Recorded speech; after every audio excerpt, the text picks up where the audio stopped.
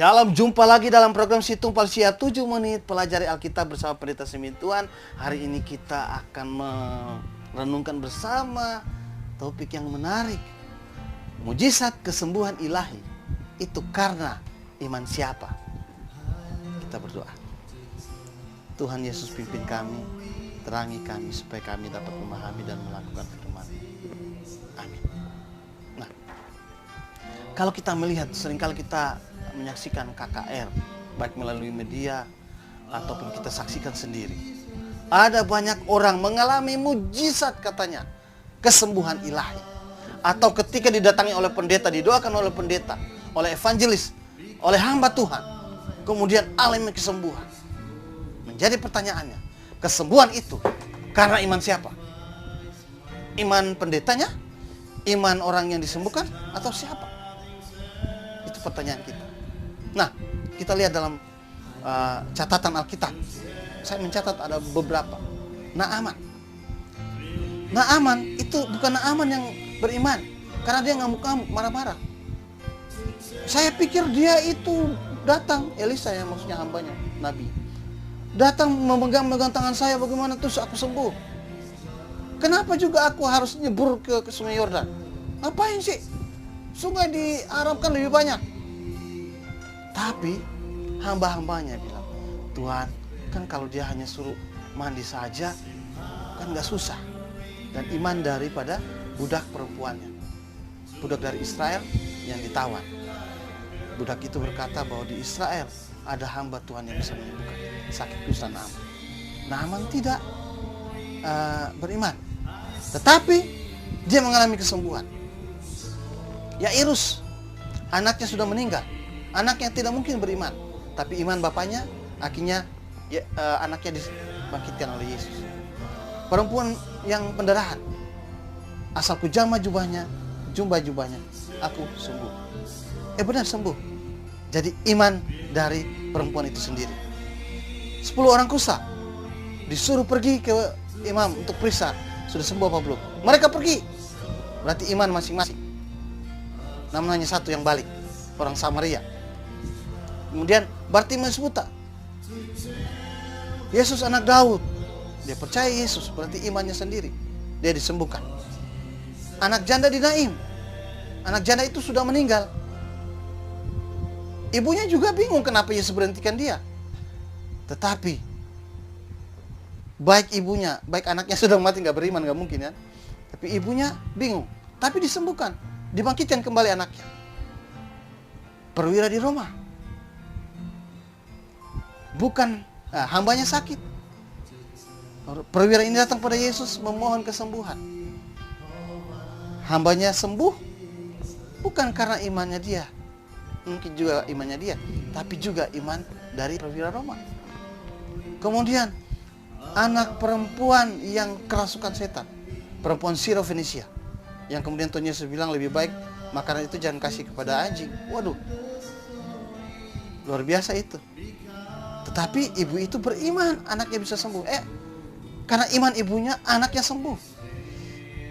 Kemudian orang lumpuh yang ditandu 4 orang turunkan dari atap. Catatan Alkitab mengatakan ketika Yesus melihat iman mereka, iman bareng-bareng, sembuh. Orang lumpuh di gerbang bait Allah, Yohanes dan Petrus. Dia tidak beriman. Yang beriman adalah Petrus dan Yohanes. Karena dia berharap dikasih duit. Ternyata dibilang, bangkitlah. Demi nama Yesus orang Nazaret itu, bangkitlah. Bangkit dia, sembuh dia. Bukan iman orang itu, tapi iman Petrus dan Yohanes. Paulus, orang beriman banget, tapi gak sembuh-sembuh. Oh, kasihan banget. Minta 3 kali, gak sembuh-sembuh.